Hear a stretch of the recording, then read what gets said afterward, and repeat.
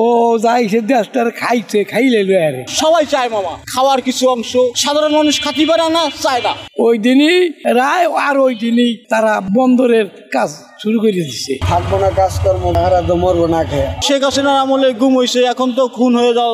এই কয়েক মাসের মধ্যে মোহাম্মদ ইউনূস কিভাবে অরাজকতা সৃষ্টি করেছে বাংলাদেশে দেখুন।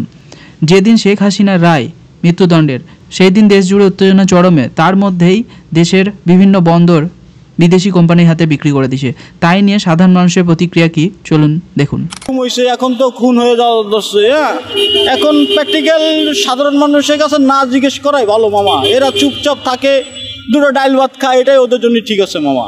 কারণ এগুলো তো আবার রাজনীতিতে চলে যাবে, কার পেটের ভাতে কম পড়ে যাবে, কিডা মেরে ফেলাবে, এইগুলো নিয়ে একটা ভয়ভীতিতে থাকতে হবে, বুঝলেন? এই জন্য অনেক কথা বলা যায় না। মুক্তিযুদ্ধ কোটাটা যে উঠে দেবে মামা, এখন তো নিজেরাই মুক্তিযুদ্ধ কোটা চাচ্ছে মামা। তাহলে আগের মুক্তিযুদ্ধ কোটা নিয়ে আন্দোলন করে লাভ কি হলো? কোনো লাভ আছে? হ্যাঁ, সবাই চায় মামা খাওয়ার কিছু অংশ, খাওয়ার কিছু অংশীদার। হ্যাঁ, সাধারণ মানুষ খাতি পারে না, চায় না। একটা সিটার আর বাটপা, ও যাই সে দেশটার খাইছে খাইলে আরে কিছুই ছয় নাই। আমি বিদেশের তো শয়তান ভালো নেই, বলে আমি জীবনও ভালো করবো না। ও যা করছে এরকম করে না মানুষ, একেবারে তছনছ করে লেখা অন্যায় কাজ করছে। এটা বিশাল অন্যায় কাজ করছে না?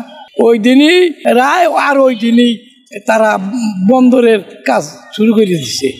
আর কিছু হবি না, ও কি রাধানি, ও তো কয়দিন পরে যাবেন চলে, হয়তো বিএনপি আসবি আর জামাত আসবি, তো ওর দিয়ে লাভ কি? ও কি কোনো ষড়যন্ত্র? ও বেকার বেকার। 13 তারিখ থেকে 18 তারিখ পর্যন্ত মনে হয় না যে জমা এই 2 টাকা কামায় যে নিতে পারছি। দেশের তো ভাই ভয়াবহ একটা অবস্থা, কিন্তু দেশে একটা ভয়াবহ অবস্থা একটা দাঁড়াইব। এটা দেশে একটা বড় একটা ভয়াবহ অবস্থা দাঁড়াইব, কারণ আমরা গরিব যারা আছি তারা তো মনে করেন যে থাকবো না কাজকর্ম, হারা তো মরবো না খেয়ে। দেখা ভাই আমরা কি করতাম, আমাকে তো পেট চালাইতে হবে। কোনো মনে করেন ভাইয়া ছিনতাইকার জায়গায় জায়গায় আমরা আমাকে ধরতে আছে, পকেটে টাকা দেখলেই ভাই মাথা নষ্ট হয়ে যায়। আমি